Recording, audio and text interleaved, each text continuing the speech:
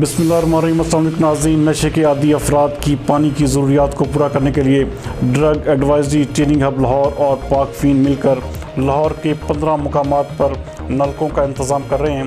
اس حوالے سے مزید بات کر رہے ہیں کنسلٹنٹ انسداد منشیات مہم سید ذوالفقار شاہ۔ آئیے دیکھتے ہیں۔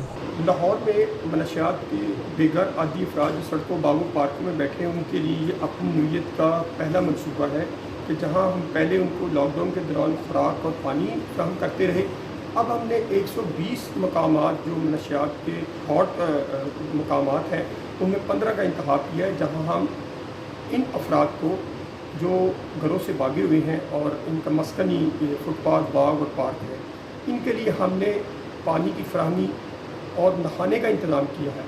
پہلے مرحلے میں اگلے ہفتے تک ہم 15 جگہ کا انتخاب کر لیں گے اور ان 15 جگہوں پر ہم ان کو نہانے کے لیے تمام سہولتیں میسر کریں گے۔ اس سلسلے میں واسا کی مدد لی جائے گی اور یہ صبح اور شام 2 وقت یہ وہاں سے مستفید ہو سکیں گے، کیونکہ منشیات کے عادی افراد میں اے سے لے کے زیڈ تک تمام بیماریاں موجود ہوتی ہیں اور وہ کرونک اڈکٹ ہیں، ان کی واپسی کا راستہ ممکن نہیں ہے۔